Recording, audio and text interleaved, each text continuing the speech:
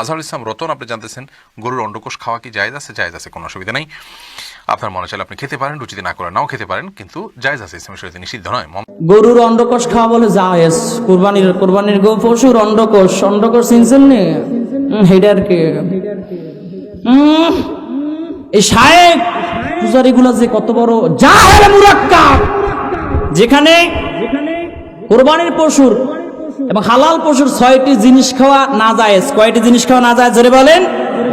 তার মধ্যে 3 নম্বর যে জিনিসটা খাওয়া না জায়েজ সেটা হলো অন্ডকোষ। আর এই শায়েক ফতুয়া দিয়া দিছে অন্ডকোষ খাওয়া জায়েজ আছে। নাউজুবিল্লাহ পড়েন। কি সূক্ষ্মভাবে ঢুকাই দিছে দেখেন। এখন যারা শায়েক ছাড়া কিছু বুঝে না, এরা তো হাদিস মানবে না, শায়েকের কথাই মানবে। যারা শায়েক ভক্ত, আমি তাদেরকে বলতে চাই, যারা কোরবানি দিবেন, আপনারা কোরবানির যে পশুর অন্ডকোষ আন্ডা পিস পিস করে কাটটা খাবেন আর ভিডিও ফেসবুকে দিবেন, আমরা দেখবো আর বুঝবো যে তোমরা কত বড় শায়েকরে মানো। ঠিক কিনা জোরে বলেন? এই জাহেলগুলো এরা নবীজিকে ভালোবাসে না, এরা নবীজিকে মহাব্বত করে না, এরা শুধু শায়েক যা বলে তাই এরা আসল মনে করে। কোরআন হাদিসকে পিছ দিয়ে যারা শায়েক পূজারী শায়েক ভক্ত হয়ে যায়, এরা আর কিছু হতে পারে না, মুসলমান হতে পারে না। ঠিক না বেঠে? আপনাকে শায়েকের কথা কতটুকু মানছেন যদি দেখাইতে না পারেন, প্রমাণ হয়ে যাবে আপনাদের শায়েক যা বলে এটা খ্রিস্টান ইহুদিদের ইন্ধন নিয়ে সে কথা বলে বাংলার অপমার্জনতা মুসলমানদেরকে পথভ্রষ্ট করার জন্য, নাস্তিক বানানোর জন্য, বেঈমান বানানোর জন্য, ইহুদি বানানোর জন্য এই শায়েকগুলো মিশন নিয়ে নেমেছে। ঠিক না বেঠে? এই বাংলাদেশ আহলে সুন্নাত ওয়াল জামাতের বাংলাদেশ, এই বাংলাদেশ সুন্নিয়তের বাংলাদেশ, এই বাংলার জমিন পবিত্র জমিন। এই বাংলার জমিনে শাহজালাল ইয়ামিনী রহমাতুল্লাহ শুয়ে আছে, শাহ মাকদুম শাহ পরান শুয়ে আছে। এই বাংলার জমিনে যতদিন পর্যন্ত সুন্নি জনতা বেঁচে থাকবে, এই বাংলার জমিনে কোনো শায়েক পূজারীদের খ্রিস্টানের মিশন বাংলাদেশে বাস্তবায়ন করতে দেওয়া হবে না, হবে না, হবে না। ঠিক না বেঠে? ডাব্লিউ ছিলাম তো জানেন, ওই www.com জাহান্নাম.com। ঠিক কিনা বেঠে? এই বাতিল ফেরকা এই তালাক দিয়ে সুন্নিয়ত আসা সহজ না কঠিন? সহজ না কঠিন?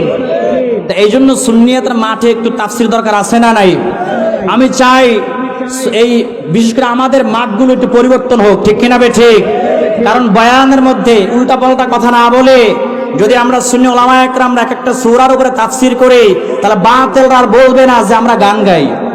কিন্তু আমরা তো ঠিকই আশিকে রাসূলের নবীজির শানে আমরা গান গাই, কিন্তু বাতিলরা তো এটা বুঝে না। ঠিক কিনা বেঠে? আবার এখন ইয়ং জেনারেশন যুবকরা চায় একটু হুঙ্কার গর্জন তাফসীর, কিছু মোটিভেশনাল কথা। ঠিক কিনা বেঠে? এই জন্য বাতিল ফেরকাদেরকে আমরা বাতিল ফেরকার কাছেও যাব না, বাতিল ফেরকার লাগে মিললে আমরা কুরবানিও দিব না। পরিষ্কার ফতোয়া, পরিষ্কার ফতোয়া। কেউ যদি বাতিল ফেরকার সাথে ভাগে কুরবানি দেয়, সুন্নিও কুরবানি হবে না। কি হবে না? সুন্নিদের কুরবানি হবে না। বাতিলদের সঙ্গে আমাদের কোনো কুরবানি হতে পারে? বাতিল গুলোকে মাইয়াও বিয়া দেব না। রাজি আছেন নি? সেদিনকে ঘটনা, মজার ঘটনা। একজন আইসা হুজুর ভুল তো করে লাইছেন, কি ভুল করছ? হুজুর আমার বোনরে বিয়া দিছি, এনে আব্বান্দিনার লগে হালা দিছিল লগে, এখন আমার বোন আগে ছিল সুন্নি মিলাদ পড়তো, এখন আমার বোন 7 দিনে ফিরে নেয় বিদাত। আমি কি যদি তোর বোন আরেকটা তো হেডাও দিয়ালা যা।